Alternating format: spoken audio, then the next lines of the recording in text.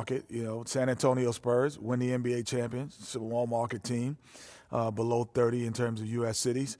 So, no.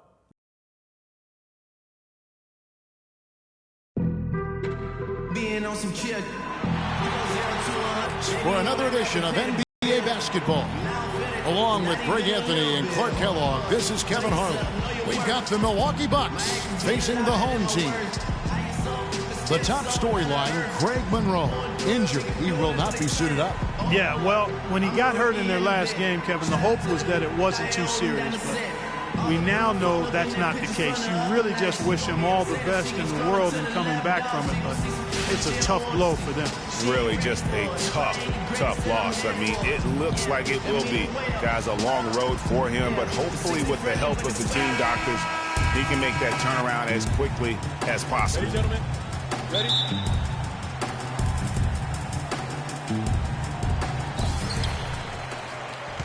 All fueled up and ready to go. Let's check out who's on the floor, courtesy of Gatorade.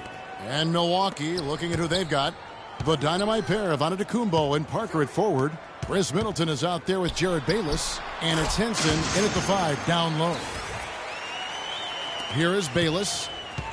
And guys, Nicholas Batum is a real greyhound on the floor. The guy's got long strides, runs fast, long and limber. Clarkie, he covers a lot of ground. Extremely active at both ends of the court, Kevin. Great versatility. He can defend 3 positions, and he's played big minutes for the Blazers. Here's Roberts, following the score by John Henson. Outside, Batum, shot off the pick, and that's off the glass and in. Batum's got his second basket of the night. You can't afford to get him that kind of a look. Well, you know, he came off a good screen, but still, as a defender, you've got to do a better job of fighting over and through that. Too open that time, made it look too easy. Here in the first, a little over a minute played so far. Roberts dishes to Zeller. Nice pass, led him to the rack perfectly for the layup. Zeller's got his first points of the night. Looking at the last game for Milwaukee, it was a loss to the Atlanta Hawks. And in that game, guys, their three-point shooting really was their own worst enemy. Even when they got the open looks, they just had an inability to knock them down. And, guys, you've seen it happen to every team. You have to be a threat from beyond the arc nowadays, and if your team goes cold, it really can sabotage your game. And Roberts kicks to Zeller. Batum passes to Zeller. Back to Batum. Shot clock at 6. Good on the three-point shot. Batum's got his third bucket of the night. Lights out here, right out of the gate. Perfect 4-4 from the floor. And it's Antetokounmpo penetrated. Count that one. And early on, they've been nearly perfect from the floor. Just the one miss here on their first 5 attempts. Pick by Zeller on the wing. Thompson off the screen, and the jumper is good. That was an outstanding pick that gave him the room to bury the jump shot. Underrated, but not undervalued. Out left to the wing. Here's Bayless. Jefferson with the rebound. He's got to be disappointed with himself on that one. He has got to knock those down. And Zeller kicks to Roberts. Shoots from 12. His second shot goes in, off to a good start, 2 for 2. And they are cooking, on fire right now, really flowing well. Bucks trail by 5. Parker outside. And that comes off the assist by Jared Bayless. Bayless has got his 4th assist with that last one here tonight. Got a perfect 6 for 6 in the game up to this point. And Jason Kidd has seen a lot of things in his first few years of coaching. Already changed teams once and had some personnel issues, but you cannot deny that he knows how to get the most out of his team. And the story here, Kevin, early on is how well they've shot the basketball. Very high percentage so far, and if you want to start a game hot, that's the way to do it. Big group substitution here for Milwaukee. Plumlee, he's checked in for John Henson. Damian English comes in for Parker. Vaughn's checked in for Chris Middleton. And it's Vasquez in for Jared Bayless.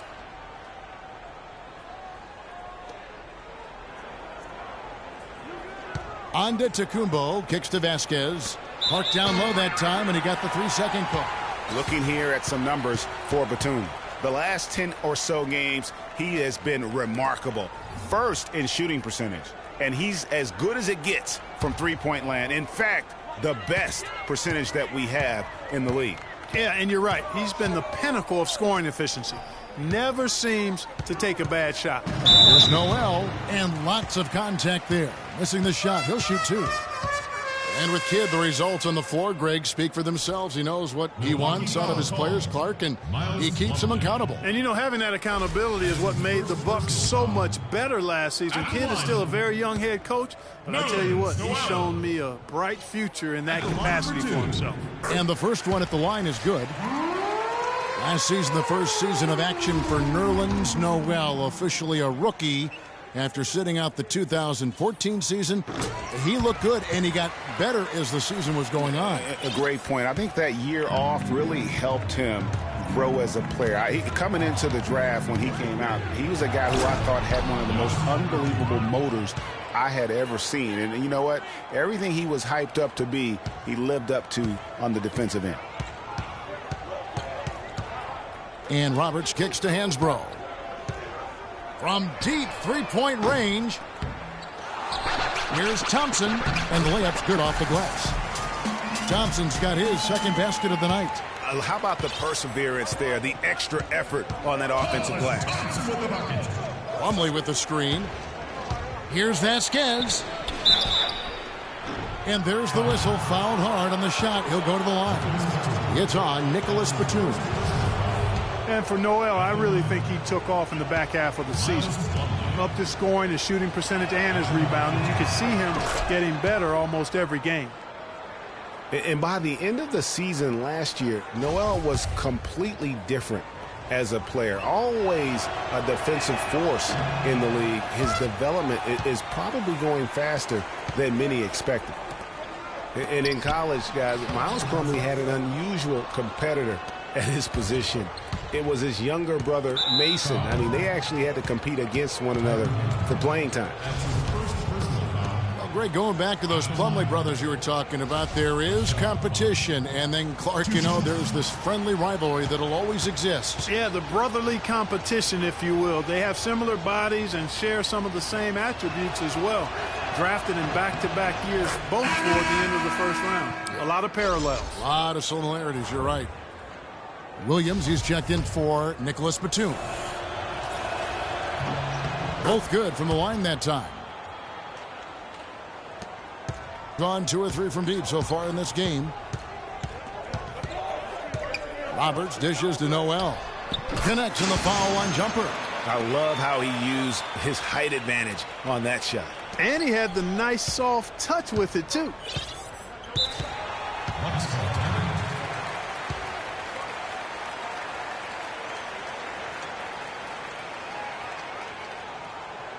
And Milwaukee calls their first time out of the game. It wasn't even close in their last matchup, and their offense just wasn't ready to compete at that level. And I really think, Greg, they've got to find a way to produce easier baskets. I mean, whether they do it by running in transition or getting to the free throw line, they don't want a repeat of that past performance. Here's Vaughn. Looking at his numbers, he's averaging about 6.5 points a game. Vasquez passes to Plumlee, and that one's good. It's like everybody is in a rhythm right now. Incredible stuff here early on. Both teams playing downhill. You know, coaches say that all the time. You want to play downhill. Well, at some point you think somebody's got to cool off in this one, right? Passes to Roberts. Williams kicks to Hansbrough. The basket is good off the assist from Williams. How about the passing? They are moving the ball without any thought, without any individual agendas. Yeah, and it's really fun to see that kind of unselfishness. Really hard not to appreciate all the assists they've racked up. That's good. You know, obviously, he knows how to finish with some flair. Here's Roberts. 8 points his last outing. Noel dishes to Thompson. Good on the triple. Thompson's got 7 points. And I like the job they've done with working the basketball. They've been moving and getting quality shots. And, Greg, their field goal percentage reflects that. I mean, they've been the much better team shooting the ball. And you know me, shooting percentage, always a function of shot selection. A free-flowing first quarter. Great scoring through one. The home team, they're up by 5. Stay with us as we get set to bring you the second quarter right after this.